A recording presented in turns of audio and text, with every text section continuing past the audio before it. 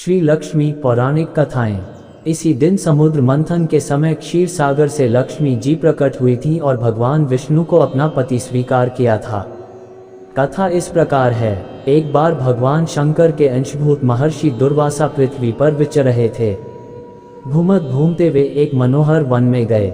वहां एक विद्याधर सुंदरी हाथ में पारिजात पुष्पों की माला लिए खड़ी थी। वह माला दिव्य पुष्पों की बनी थी। उसकी दिव्य गंध से समस्त वन प्रांत सुवासित हो रहा था। दुर्वासा ने विद्याधरी से वह मनोहर माला मांगी। विद्याधरी ने उन्हें आदरपूर्वक प्रणाम करके वह माला दे दी।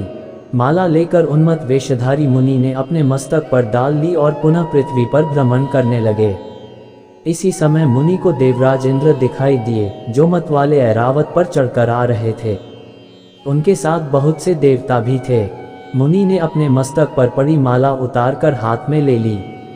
उसके ऊपर भौरे गुंजार कर रहे थे। जब देवराज समीप आए तो दुर्वासा ने पागलों की तरह वह माला उनके ऊपर फेंक दी।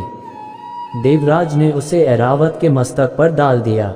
ऐरावत ने उसकी तीव्र गंध से आकर्षित हो सूंड से माला उतार ली और सूंघ कर पृथ्वी पर फेंक दी। यह देख दुर्वासा क्रोध से जल उठे और देवराज इंद्र से इस प्रकार बोले, अरे ओ इंद्र, ऐश्वर्य के घमंड से तेरा हृदय दूषित हो गया है।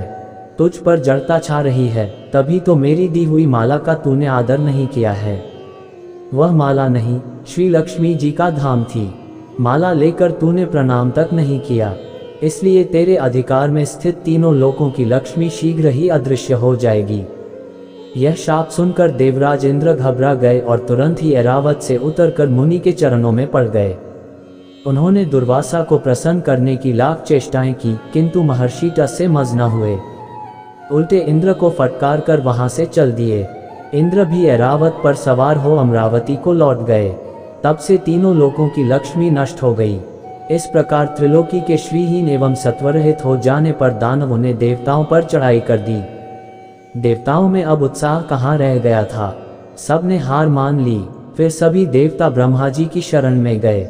ब्रह्मा जी ने उन्हें भगवान विष्णु की शरण में जाने की सलाह दी तथा सबके साथ वे स्वयं भी क्षीर सागर के उत्तर तट पर गए।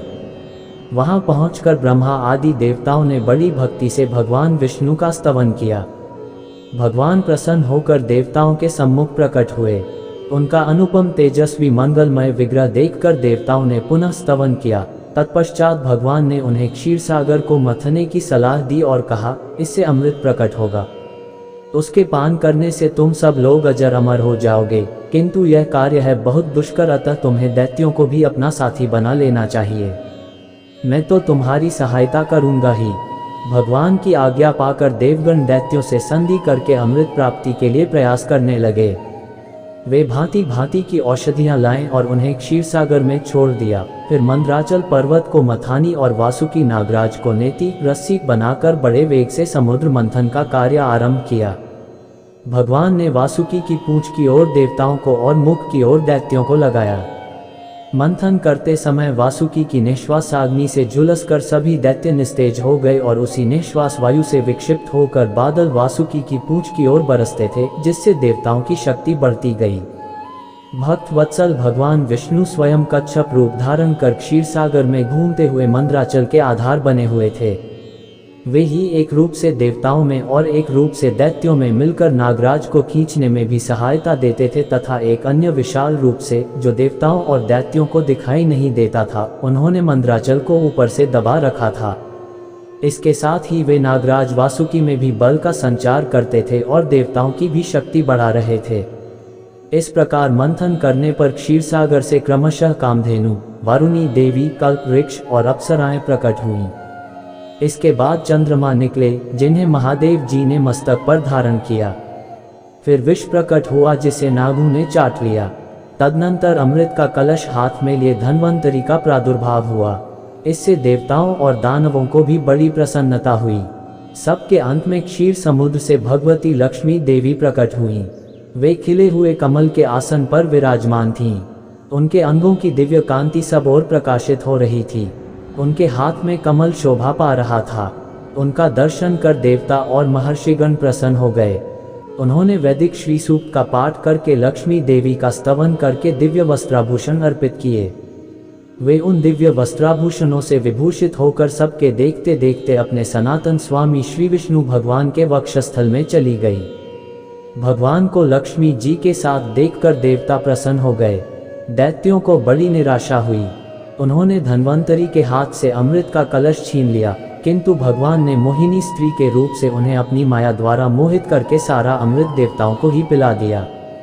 तदनंतर इंद्र ने बड़ी विनय और भक्ति के साथ श्री लक्ष्मी जी ने देवताओं को मनोवांछित वरदान दिया। एकलव्य की गुरु भक्ति। पौराणिक कथाएं। आचार्य द्रोण राजकुमारों को धनुर्विद्या की विधिवत शिक्षा प्रदान करने लगे। उन राजकुमारों में अर्जुन के अत्यंत प्रतिभावान तथा गुरुभक्त होने के कारण वे द्रोणाचार्य के प्रिय शिष्य थे। द्रोणाचार्य का अपने पुत्र अश्वत्थामा पर भी विशेष अनुराग था, इसलिए धनुर्विद्या में वे भी सभी राजकुमारों में अग्रणी थे, किंतु अर्जुन अश्वत्थामा से भी अधिक प्रतिभावान थे। एक रात्रि को गुरु के आश्रम में जब सभी शिष्य भोजन कर रहे थे, तभी अकस्मात हवा के झोंके से दीपक बुझ गया। अर्जुन ने देखा अंधकार हो जाने पर भी भोजन के कौर को हाथ मुंह तक ले जाता है।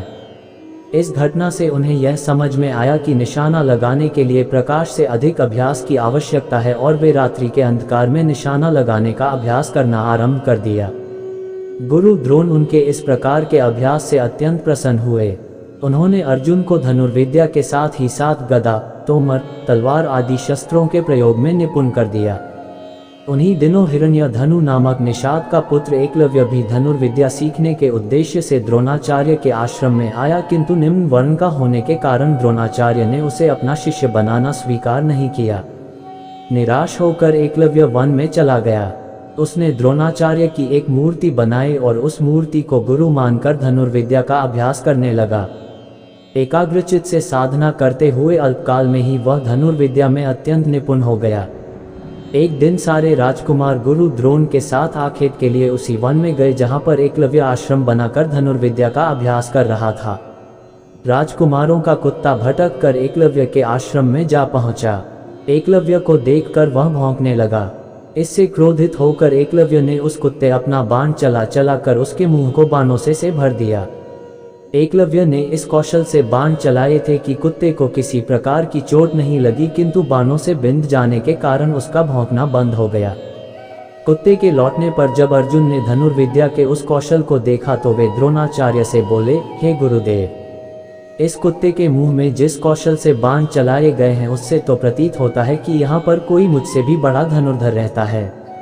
अपने सभी शिष्यों को लेकर द्रोणाचार्य एकलव्य के पास पहुंचे और पूछे, हे वत्स, क्या ये बाण तुम ही ने चलाए हैं? एकलव्य के स्वीकार करने पर उन्होंने पुनः प्रश्न किया, तुम्हें धनुर्विद्या की शिक्षा देने वाले कौन हैं? एकलव्य ने उत्तर दिया, गुरुदेव, मैंने तो आपको ही गुरु स्वीकार करके धनुर्विद्या सीखी है। इतना कहकर उसने द्रोणाचार्य की उनकी मूर्ति के समक्ष ले जाकर खड़ा कर दिया। द्रोणाचार्य नहीं चाहते थे कि कोई अर्जुन से बड़ा धनुर्धारी बन पाए। वे एकलव्य से बोले, यदि मैं तुम्हारा गुरु हूं तो तुम्हें मुझको गुरुदक्षिणा देनी होगी। एकलव्य बोला, गुरुदेव, गुरुदक्षिणा के रूप में आप जो भी मांगेंगे मैं देने के लिए तैयार हूं। इस पर द्रोणाचार्य ने एकलव्य से गुरुदक्षिणा के रूप में उसके दाहिने हाथ के अंगूठे की मांग की। एकलव्य ने सहर्ष अपना अंगूठा दे दिया। इस प्रकार एकलव्य अपने हाथ से धनुष चलाने में असमर्थ हो गया तो अपने पैरों से धनुष चलाने का अभ्यास करना आरंभ कर दिया। अगर आपको हमारी यह वीडियो पसंद आई तो लाइक कीजिए, सब्सक्राइब कीजिए, बेल आइकन को क्लिक कीजिए। धन्यवाद।